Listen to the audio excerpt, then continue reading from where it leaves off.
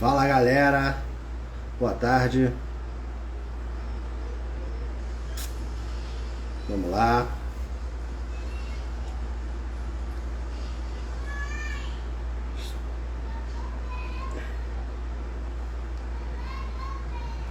Boa tarde Lazia. Você me escuta? Tá tudo certo?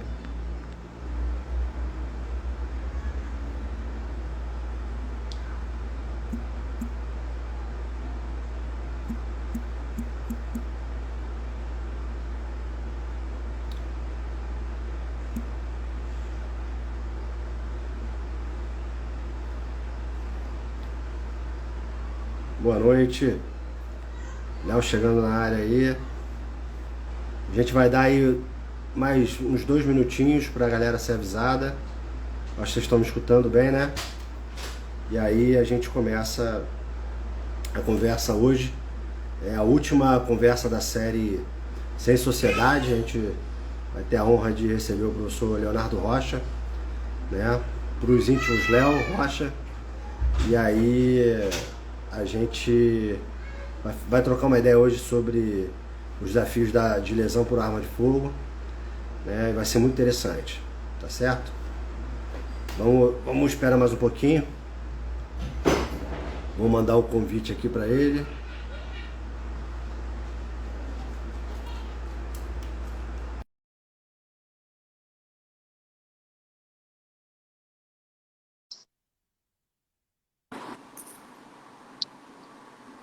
E aí, Léo, boa noite. Boa Tudo noite. bem? Bom, Diego. Legal estar aqui com Bom, você, aí dividindo esse momento aí. obrigado. Bom, como de praxe, né? Eu vou fazer uma apresentação, né? E aí, basicamente, é uma conversa descontraída, né?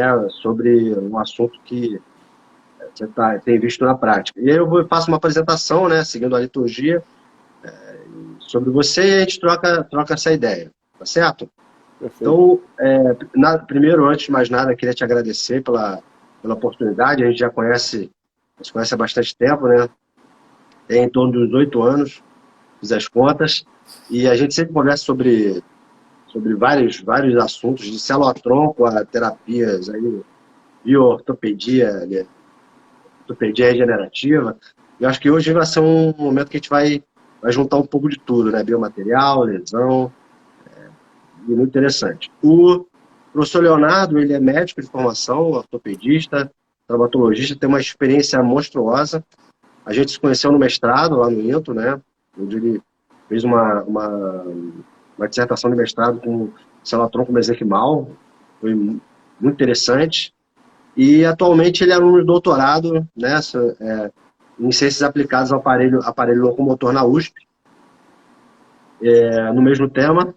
E tem aí uma ficha de dar inveja à galera, né? É chefe da área de pesquisa lá no INTO, é staff do grupo de trauma do INTO também, é membro titular da Sociedade Brasileira de Ortopedia e Traumatologia, membro titular da Sociedade de Trauma Ortopédico, membro internacional da Academia Americana de Ortopedia, de cirurgiões ortopédicos, na verdade, membro também internacional da Sociedade de Pesquisa em Ortopedia e membro eleito aí do AO Trauma Brasil. Então é um cara mais tarimbado aí que é difícil de encontrar, né? Então, Léo, eu queria te agradecer muito pela oportunidade de a gente conversar. Esse é um projeto de extensão para a molecada da faculdade, né? E para a sociedade, de modo geral. Então, eu acho que a gente vai ganhar muito com essa conversa. Eu que agradeço aí o convite e acho que o tema, ele nunca deixa de ser atual, esse tema sobre lesões de arma de fogo, estamos sempre aí em voga, né? Toda hora a gente escuta algum debate sobre isso, algum acidente sobre isso e acho que vale a pena aí todo mundo usufruir aí dessa conversa aí que a gente vai ter aí. Então, as lesões de arma de fogo, provocadas por arma de fogo, elas produzem impacto muitas vezes irreversível, né? na força de trabalho, né? E aí oneram as próprias famílias, a previdência social, a qualidade de vida das pessoas acometidas. E num Brasil onde a gente tem aí, tinha até pouco tempo, 60 mil assassinatos por arma de fogo acontecendo por ano, é muito interessante a gente pensar na alternativa que os hospitais e os médicos têm, né, para tratar para resolver um problema de lesão por arma de fogo. E aí, acho que a primeira dúvida que a gente tem, em modo geral, é, diante todos esses desafios, qual é a primeira prioridade? O que passa na cabeça, né, do cirurgião quando chega lá um indivíduo acometido lá por lesão por arma de fogo? A gente tem sempre prioridades, né, Diego? Quando chega um paciente vítima de agressão por arma de fogo, independente da gente falar sobre balística, sobre calibre, sobre velocidade do projétil, a gente tenta sempre salvar a vida do paciente. A prioridade é a vida.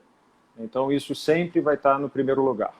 Depois que salvar a vida, a gente vai pensar em salvar membros ou órgãos, né? E, em terceiro lugar, é salvar função.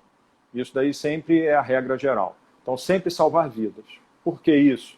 Porque a maioria desses pacientes, e a gente pode dizer que em torno de 25% desses pacientes, eles morrem aí na primeira hora, que a gente diria que é a primeira hora, a hora de ouro. Então, a parte do sangramento é fundamental a gente bloquear a maior causa de óbito desses pacientes, que é o sangramento. Outros pacientes, é claro, quando você atinge um órgão vital, eles ficam na cena mesmo do acidente, onde tem o traumatismo. Mas esses que chegam, 25%, a causa do óbito dele é o sangramento. Isso que é o principal foco da atenção no atendimento inicial desses pacientes.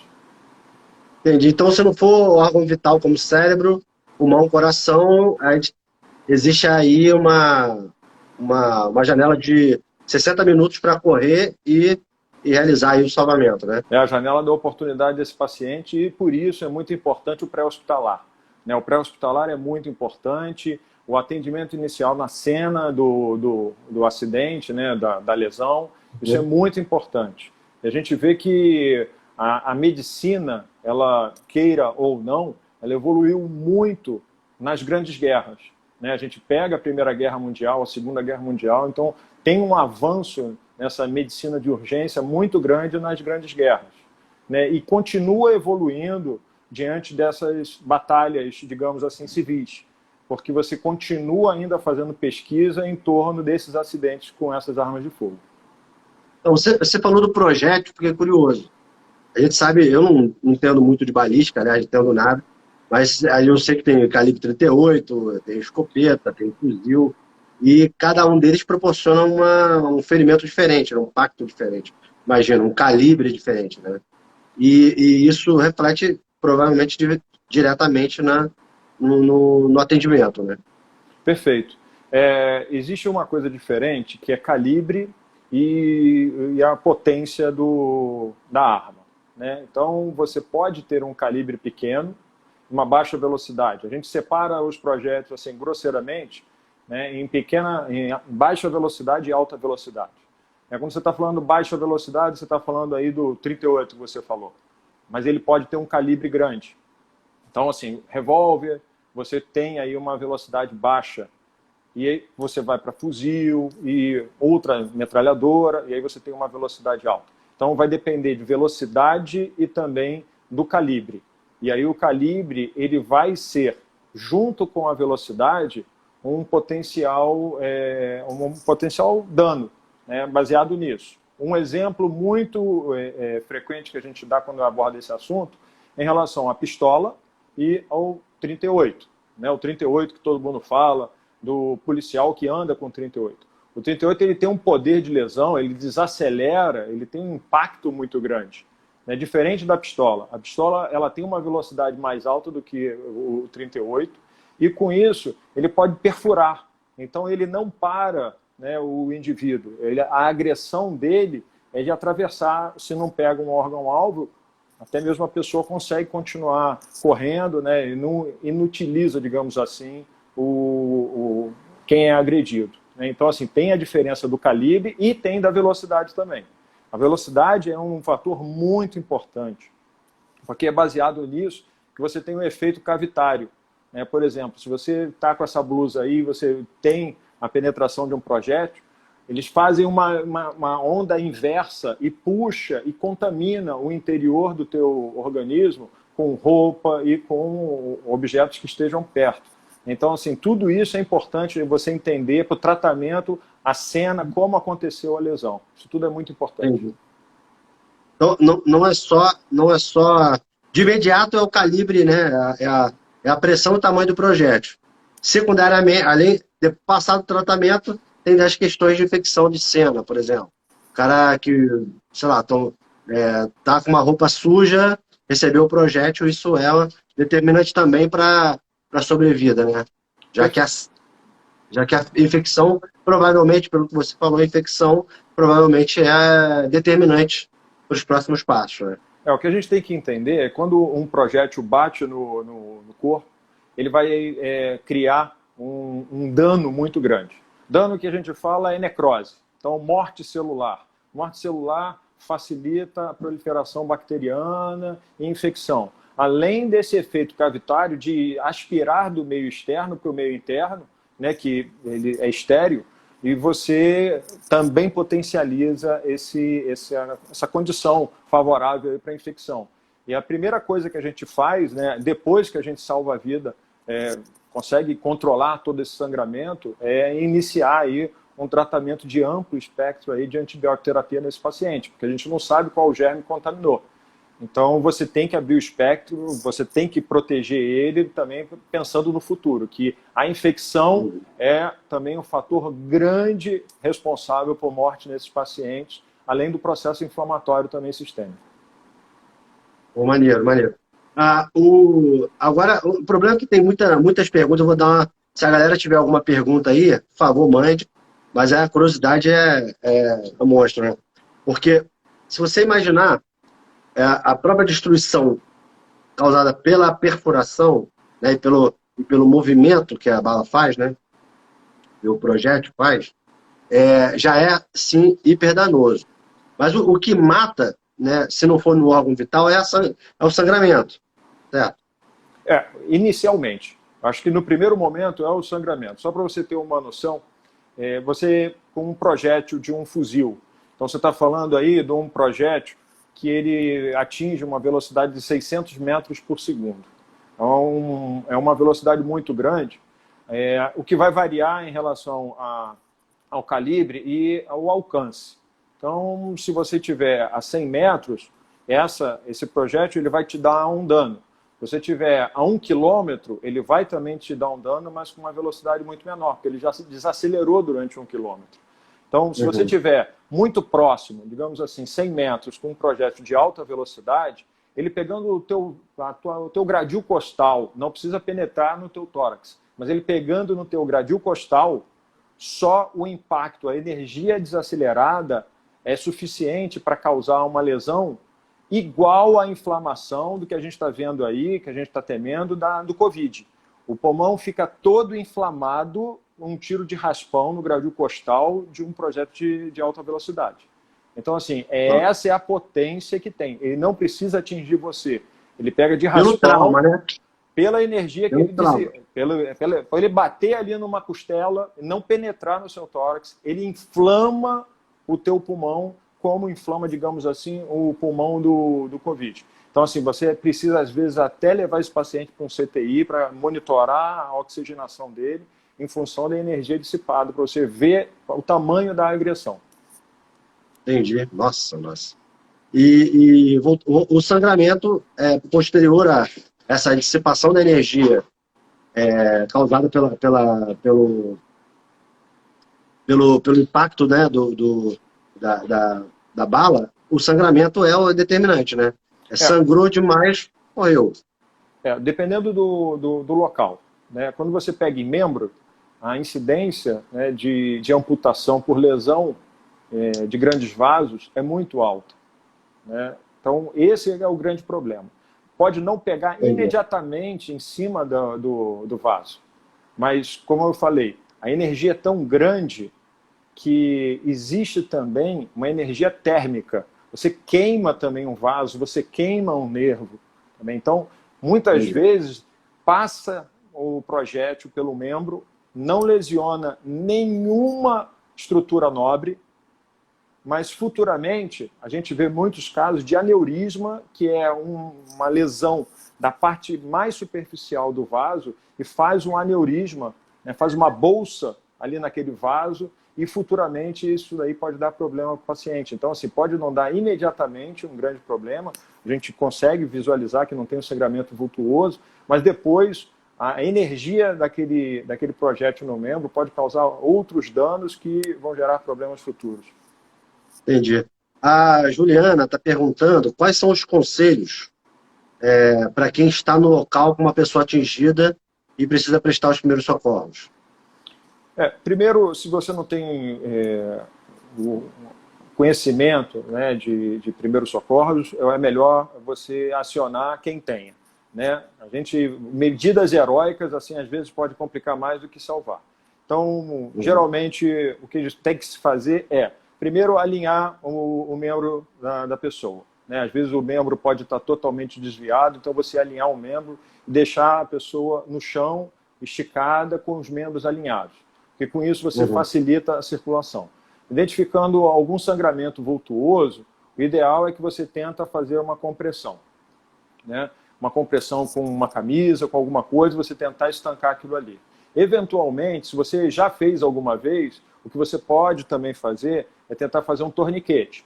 O problema é, a forma que você faz o torniquete, você pode também causar uma lesão muito maior.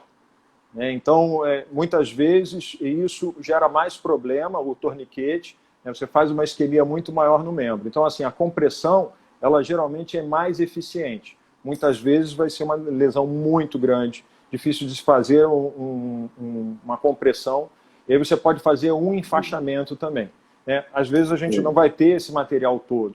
Né? O pré-hospitalar, na ambulância, você tem, mas muitas vezes na rua não tem. E isso é tática de guerra, né? É guerrilha mesmo. Você chega, rasga tecidos, você tem que fazer alguma coisa para manter aquele membro ali viável, né? Sem um sangramento vultuoso. E muitas vezes, dependendo da quantidade desse paciente que perdeu de sangue, tem que manter também ele aquecido. Então, isso tudo são informações importantes para quem quer prestar uma ajuda. Mas os segundos aí são valiosos no atendimento desse paciente. Entendi. Pô, é muito maneiro. Eu vi uma época, né? Eu trabalhava com biomaterial, uma época em 2017, tal, a gente trabalhava com biomaterial e eu lembro que entre aí os biomateriais mais com maior demanda eram aqueles que conseguiam ser usados aí em terapias de primeiro socorro para sangramentos, né? E aí, eu lembro que uma vez a gente conversou sobre algumas dessas terapias. E você hoje, existe alguma dessas possibilidades, existem já no mercado? Algum tipo de aparato, biomaterial que possa ser usado? Assim, eu me lembro do filme do Rambo, né? Que o cara, ele toma um tiro, bota a pólvora, acende a pólvora, tá, aí ele sarou. Aí ele vai pro combate. Isso é mentira, obviamente. Eu não recomendo ninguém fazer isso, não. Mas aquilo é ficção. Eu acho que a gente tem, aqui dentro da ciência, a gente tem a obrigação, né, de chegar e desmistificar essas coisas. Né? Então, Hollywood pode tudo. Né? Mas o que a gente tem hoje em dia, a ciência ela evolui muito, e eu acho que é estimular também toda a plateia aí, para chegar e continuar essa linha de pesquisa. Hoje a gente consegue salvar os pacientes, né, com lesões graves, com curativos hemostáticos, né? Então você chega, você tem curativos que são malhas, que são revestidas com material de uma absorção incrível e também dentro desse material você tem medicamentos que fazem parar o sangramento. Então potentes hemostáticos, que você faz associação com telas muito resistentes, você faz contenção desses sangramentos em ambientes de batalha mesmo. Isso tudo foi desenvolvido na medicina de guerra, como eu falei mais uma vez. Só uma curiosidade muito grande, a primeira transfusão sanguínea foi feita na Primeira Guerra Mundial, né, num fronte de batalha na França. Então, O médico, naquele momento, na enfermaria, não tinha o que fazer, deitou um soldado são e fez uma transfusão de sangue total, um paciente para o Maneiro. outro. E ele fez, naquele momento, daquela batalha, ele fez 7 pacientes, ele salvou a vida de 7 pacientes fazendo transfusão de sangue total. Não tinha nada de testagem, de ver anticorpo, nada, era o sangue que estava ali disponível, ele conseguiu salvar 7. Então começou aí, dentro da medicina de guerra. E hoje a gente tem esses hemostáticos muito grandes. Outras coisas que também são de muita valia, mas é claro que tem um custo muito alto, mas isso pode incrementar o pré-hospitalar, são os curativos pneumáticos, né? Que você infla e aquilo ali faz uma compressão e com a compressão você consegue estancar aí o sangramento. Né? São excelentes métodos para você chegar e conter e manter a viabilidade do membro. Né? Você não precisa ter que amputar esse membro já chega isquêmico, inviável, e aí precisa amputar. Maneiríssimo, maneiríssimo. Então, pólvora, como o Rambo, jamais, né? Não, nem faca quente para... Faca quente, verdade. Não, isso não verdade. existe. Isso os filmes ensinam errado às vezes, né? Bastante. Mas você tem alguma história engraçada aí do dia a dia? Eu lembro que a gente já conversou uma época sobre isso, né? Lá no laboratório. Você me contou uma história você trabalhava num pronto-socorro. Eu não vou falar o nome do pronto-socorro, mas se você puder contar uma história do dia a dia. Eu posso contar. A minha formação, eu fiquei 5 anos trabalhando na Polícia Militar do Rio de Janeiro. Eu trabalhei no Hospital Central da Polícia Militar durante 5 anos. Foi uma grande vivência. Eu acho que eu aprendi muito sobre balística, sobre tratar lesões por arma de fogo. Foi dentro da Polícia Militar do Rio de Janeiro. E lá eu tenho bastante história, né? Bastante história. E uma delas foi numa noite que a gente estava de plantão e eu estava tendo uma incursão do BOP no morro e numa época que estava muito perigoso. O Rio de Janeiro estava praticamente sitiado. E essa incursão, eles encontraram assim, algumas pessoas bem armadas, né?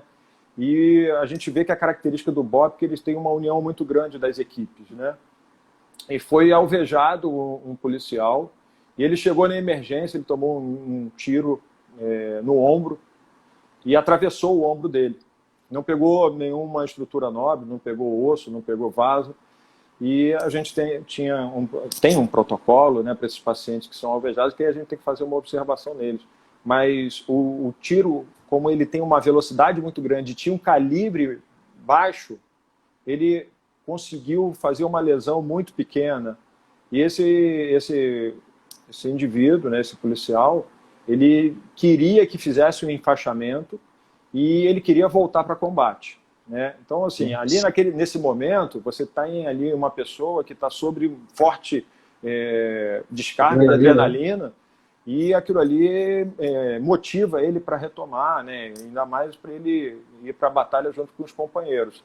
E você, como médico, você tem que saber o risco que você vai causar. Ele não está em perfeitas condições para encarar uma situação e pode colocar não só a vida dele, como de outros também. E a gente não permitiu que ele voltasse, mas assim, ele, pela aquela empolgação, pela aquela carga de adrenalina, né, de excitação que ele estava, ele queria voltar para o combate. E rapidamente tem uma outra que é muito simples, isso aconteceu comigo, não foi com outra pessoa, esse primeiro caso foi comigo também, foi depois de um tratamento, né, um policial que se acidentou com a própria arma e a bala entrou na mão dele, né?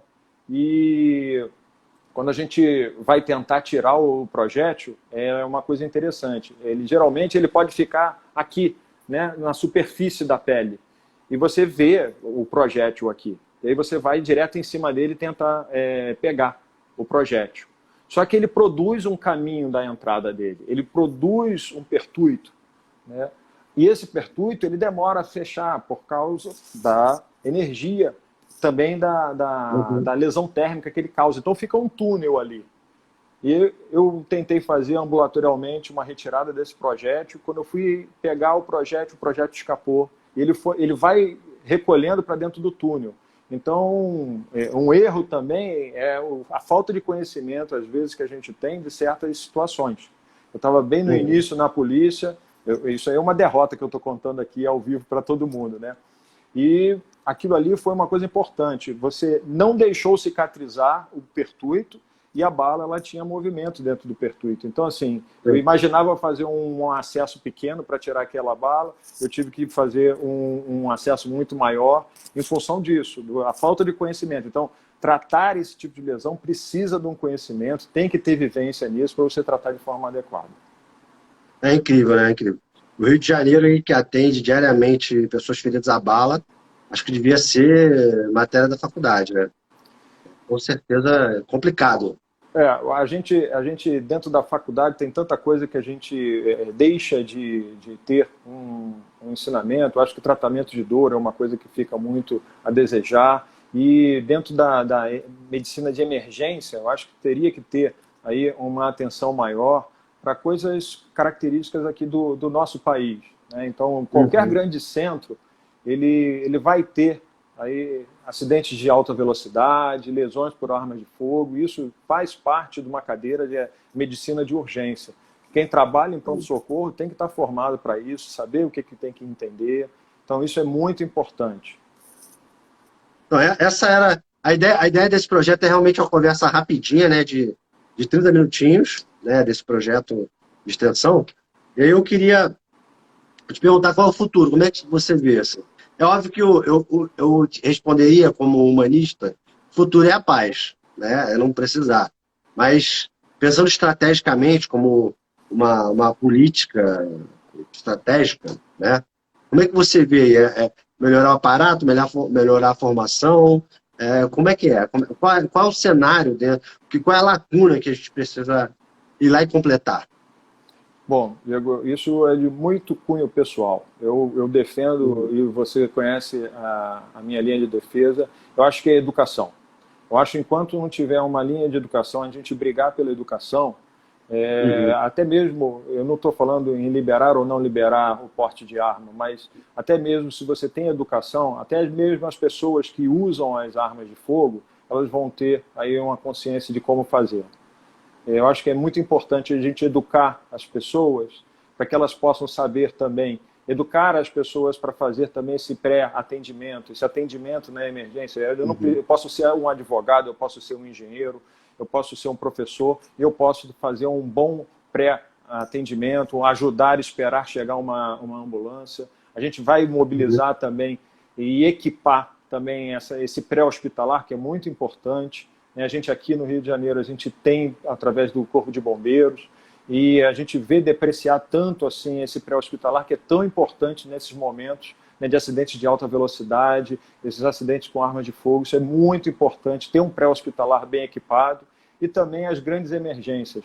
Hoje a gente não tem tantas emergências dentro de uma cidade e também com cidades enormes ao redor. Né? A gente tem uma região metropolitana muito grande, a gente passa tranquilamente 10 milhões de pessoas e a gente tem poucos centros equipados para receber esse tipo de paciente e salvar vidas.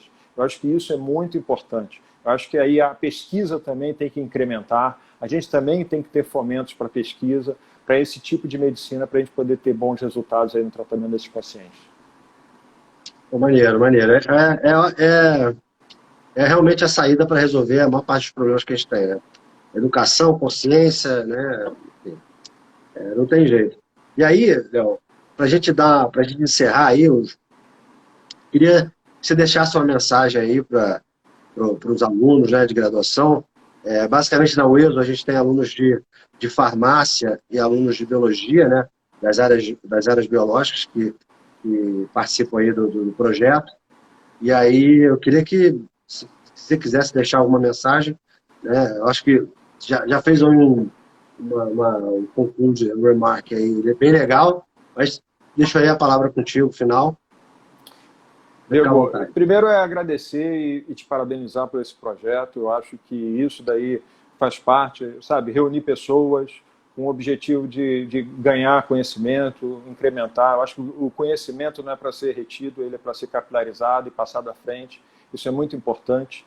e motivar todo mundo que, sem dúvida, se eu voltar aí 30 anos atrás, lá quando eu estava entrando na faculdade, eu não tinha a menor ideia aonde eu chegaria, mas eu fiz medicina com um objetivo de ser feliz, fazer aquilo que eu gostaria de fazer, e não me preocupei em nenhum momento com a parte financeira, né? Eu acho que isso foi sempre colocado em segundo lugar. Em primeiro lugar é me formar um bom profissional, fazer aquilo que eu gosto, da forma que eu gosto, né? Pode ser um pouco utópico, as pessoas podem não acreditar, mas foi dessa forma.